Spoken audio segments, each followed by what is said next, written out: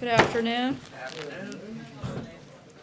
As you all saw, the President led a cabinet meeting this morning with the opioid crisis being a major part of the agenda. In recent weeks, we have continued combating this issue on all fronts, and by making the opioid crisis the primary focus of today's cabinet meeting, the President is once again showing that it is one of his top priorities. There's a long road ahead and much work to be done, but we will not rest until our streets are safe, our families are secure, and the victims of this terrible epidemic are able to live a life free of addiction. As the President noted yesterday and again today during the cabinet meeting, the chemical weapons attack by Syrian regime against innocent civilians is horrifying. The images, especially of suffering children, have shocked the conscience of the entire civilized world. Sadly, these actions are consistent with Assad's established pattern of chemical weapons use. His forces are already responsible for previous chemical weapons attacks and other actions targeting civilians. The President has noted that Russia and Iran also bear responsibility for these acts, since they would not be possible without their material support. It is also now clear that Russia has betrayed its obligations to guarantee the end of the Syrian regime's chemical weapons program. The President and his national security team are consulting closely with allies and partners to determine the appropriate response. As President Trump clearly stated, there will be a price to pay. We call on all members of the international community to share any information related to this attack and to hold the perpetrators and their sponsors accountable. And we call upon the Syrian regime and Russia to open the area to international medical assistance and international monitoring. And with that, I will take your questions. John. The President was pretty definitive today in saying that this was an attack with banned chemical weapons, yet there hasn't been any concrete proof of that. Russia insists that there is no evidence of chemical weapons. What makes the President so sure that he is willing to make such a declarative statement? The President is confident. He's been briefed by his national security team and being kept up to date constantly and regularly on the intelligence around that, and I can't get any further beyond that at this point. Do we have any proof at this point that it was in fact a chemical weapon? Once again, I can't get anything beyond the comments that we've already made, but we're very confident in those comments. It was just a couple of weeks ago the President was talking about wanting to leave Syria very quickly. Now you're saying that there's a price that has to be paid.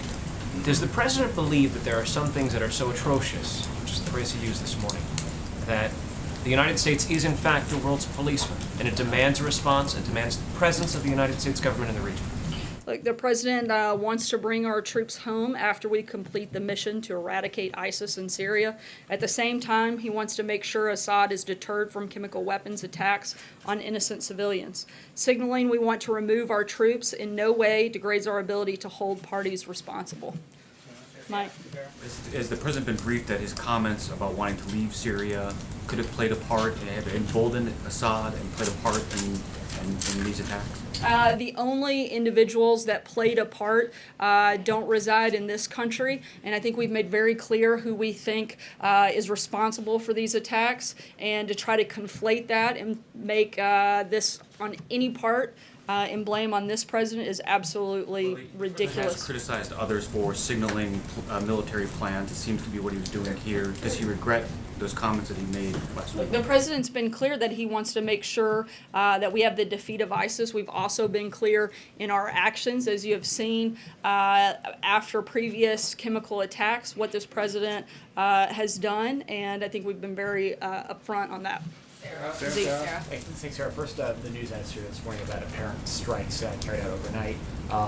Does the United States believe that Israel was behind those strikes, as the number of reports claimed? And was the United States given a heads up by the Israeli government? I can only speak on behalf of this government.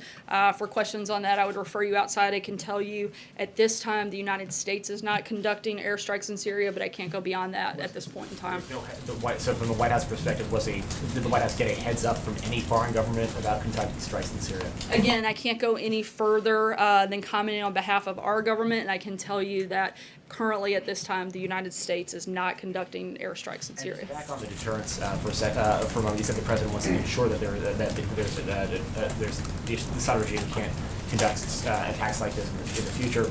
Last year, when the president launched those cruise missiles, he had said there was a deterrent. Obviously, what has changed between sort of months ago when the Assad regime wasn't using chemical weapons, and this strike now it seemed to be the timing coming so soon after the president making that determination on wanting to pull U.S. troops out of Syria, that there was you can see why we're drawing the timing there. So why, in the president's estimation, did his deterrence, his attempt to sort of establish a deterrent effect on the Assad regime now failing? Once again, the president has made clear that with the defeat of ISIS, he wanted to be able to bring our troops home.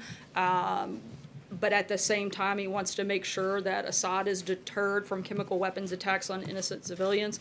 We think you can have separation. John? Sarah? But sir, didn't the president, by saying that he wants to get out of Syria, essentially give a green light to Assad to do this, as John McCain has suggested, that the United States was leaving, was kind of pulling up and leaving it to... Look, we're still there, and I think that it is outrageous to say that the President of the United States greenlit something as atrocious as the actions that have taken place over the last several days. The President once again made very clear how he feels about those types of actions when this took place roughly a year ago, and we're going to continue looking at all of our options on the table currently. Well, John McCain said that emboldened Assad, that this was sending a message to Assad. Is that still his position? I think the message that we sent to Assad was very clear, both in the president's words over the weekend and in our actions that we've taken in the past. Roberta. Has the president's attitude toward Vladimir Putin changed because of what's happened? The president has always been tough on Russia, as he said last week, as I echoed again when asked about it. This administration and this president have been tougher on Russia than previous administrations. I think you can see that both through the actions that we've taken and in the comments over the last several days. But he singled out Vladimir Putin in the tweet yesterday. Does he feel that he can still sort of find some common ground and work with him on various things? The president still feels that if we can have a good relationship with Russia at some point, that's a good thing for the world. But at the same time, this president is going to be tough on Russia until we see some changes in their behavior, just as we've done every day over the last year, and as we've outlined multiple times before, both from the president and as I've done from this podium on many occasions. John, in the back? Yeah. Thank you, Sarah. Two questions on the foreign policy front. Given the situation in Syria and your statement today, could the president be in the process of forming an alliance with President Macron in France and Prime Minister May in Britain, not unlike that envisioned by the previous administration with France and Britain when the first reports of chemical weapons came out? I certainly have great relationship with both countries and are continuing conversations with both the UK as well as France, and hope to work with all of our allies and partners in a response. Sorry, second question. Is Prime Minister Orban, an admirer of the president who has said many kind things about him, won a landslide re-election. Will the president call him, and are there any plans to extend an invitation for a state visit or a working visit to Prime Minister Orban? I'm not aware of a scheduled call at this time, but if there is one, we'll keep you posted and likely have a readout to follow. John Decker. Thanks a lot, Sarah. Today is the first day on the job for John Bolton as the National Security Advisor. Perhaps you can bring him out here one time and he can take our questions. I'll be happy to tag him in at some point. Please do. I wanted to ask you about some comments that he made about Syria back in 2013 on Fox and Friends. He said, "I think if I were a member of Congress, I would vote against an authorization to use force in Syria." He continued, "I don't think it is in America's interests. I don't think we should, in effect, take sides in the Syrian conflict." Is that a point of view that Ambassador Bolton is bringing to the table now as National Security Advisor? The point of view that matters most here at the White House, as you well know, is the president's. And as Ambassador Bolton himself has said, he's certainly here to serve as an advisor, but ultimately the decisions being made are the president's, and the comments that he's made previously are personal, and he's here to carry out the president's agenda. Josh. Scott Pruitt, EPA administrator, often flew first class, had a $50 a night rental on Capitol Hill, and tripled the size of his security detail. Can you explain what the president meant when he said rent was about market rate, travel expenses okay, security spending somewhat more, but it was okay? Why did he say that? He was referencing a report done by the EPA, which we are continuing to review. But in that, it cites that the apartment was at market value and goes into other details, and that was what the president was reflecting. $50 a night on Capitol Hill with lobbies, that was their market value according to the EPA? Yes, according to the Office of Government Ethics. Travel spending okay. Is the president okay with cabinet secretaries taking first class travel and tripling the size of their security detail? Is that okay? Again, we are reviewing the specifics of each of those components. I know there was a much larger number of security issues surrounding the EPA administrator than in the past, but for specific questions beyond that, I'd refer you back to the EPA. Were those security issues, or were those included in police reports? Because there's been reporting that across the country no one found the death threats or, police reports that jeopardized his life or safety. What are you talking about? When you're talking I can't comment about police reports, but I do know that there have been a number of questions raised. And again, we're continuing to review that. Until that's complete, I'd refer you back to the EPA beyond that. Sarah, two questions on Syria. With all that's happened with Russia, with the sanctions last week and now these strong words associating Russia with the Syrian attack, is there an expectation or a feeling that diplomatic relations with Russia, with this administration, with our country, with Russia, are eroding?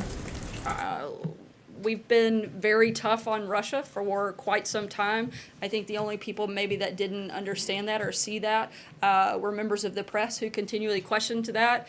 Now I guess people are concerned that we're being tough on Russia. I guess I'm confused on which way you want to have it.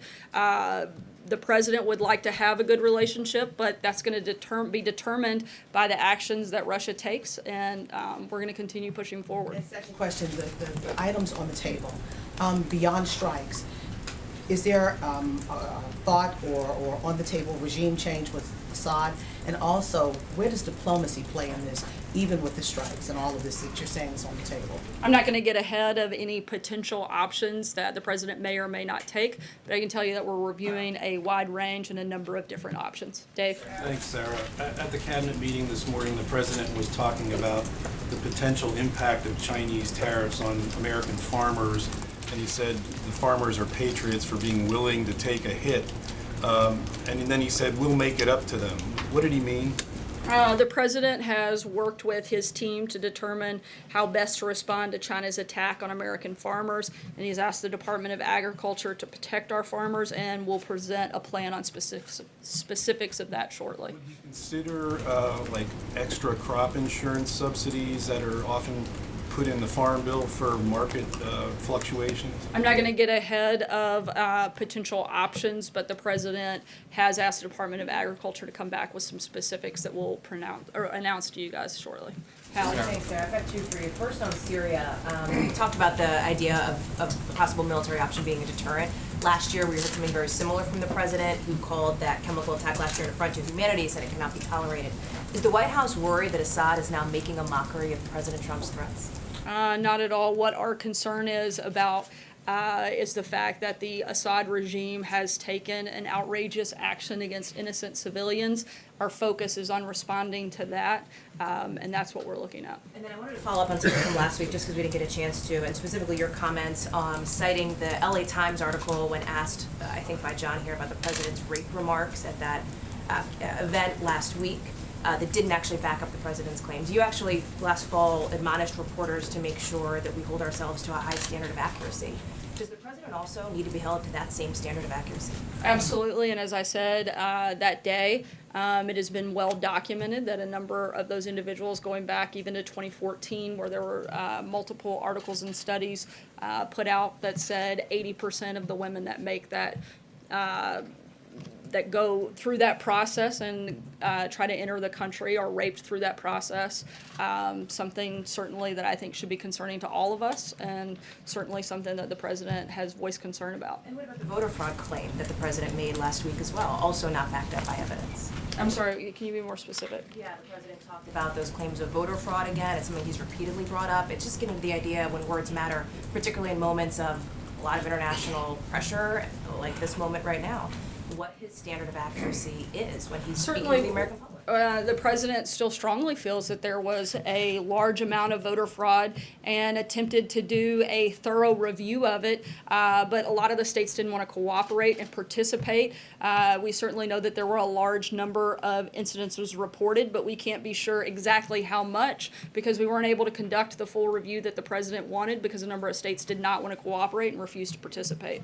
Mr. Mayor. Yeah, two questions regarding Scott Pruitt. How long is the review going to take that the White House is conducting?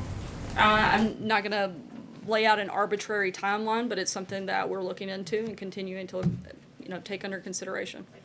Or years? I mean, obviously, we want to get through this process as quickly as we can, but I'm not going to just make up a time frame here today. Okay, and did Chief of Staff John Kelly recommend that Pruitt be fired? I'm not going to get into any private conversations.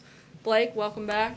Thank you. Congratulations. Thank you, appreciate it. I want to ask you about Mark Zuckerberg headed to the Hill to testify. This administration has often talked about deregulation and the deregulatory efforts that the president and this administration has undergone, but there's a question of whether or not Facebook should be regulated. Does the White House have a stance on whether or not Facebook should be regulated, and if so, what is that position? I don't have a specific policy announcement on that front, but I think we're all looking forward to that testimony today. What does the president make of Mark Zuckerberg? Does he have an opinion of him? Larry Kudlow was fairly critical of him, both on Fox News Sunday yesterday and when I asked him about Zuckerberg this morning. Does the president have any sort of opinion on Mark Zuckerberg? I haven't asked him directly. I'd have to check and get back to you. Take one last question, Jim. Is there anything that the Syrians can do at this point to prevent military action from being taken? I'm not going to get ahead of what actions we may or may not take, so I can't really answer that question, but we'll keep you posted when we have something on that front. And if I can follow up, just because, you've been saying this over the last couple of weeks that nobody has been tougher on Russia and Vladimir Putin than this president. Isn't there some hyperbole in that when you say that? I mean, obviously Ronald Reagan said tear down this wall. John Kennedy put up a blockade around Cuba.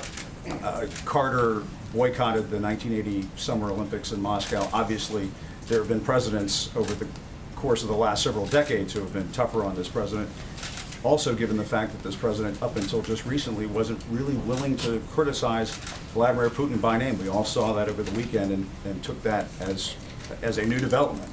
Yeah, you cite like one example for each of those individuals. Let me list off just a few of the actions that the president has taken that previous administrations haven't. The Treasury Department issued new sanctions on numerous individuals and entities in Russia. The president's continued other sanctions on Russia's malicious cyber activity in response to election hacking. He's expelled 60 Russian operatives from the United States and closed 2 consulates.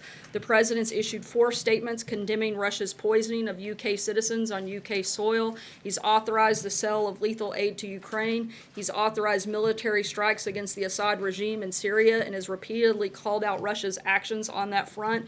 We've also exported energy to our allies in Eastern Europe. Look, I think that you named off 1 or 2 things. It is without dispute that this administration and this president has done a number of things to be tough on Russia. So the president says that Vladimir Putin may pay a price for what's happening in Syria right now. After all, the Russians were supposed to be responsible for helping the Syrians remove the chemical weapons from Syria. When the president says that they may pay a price, we should take that to the bank?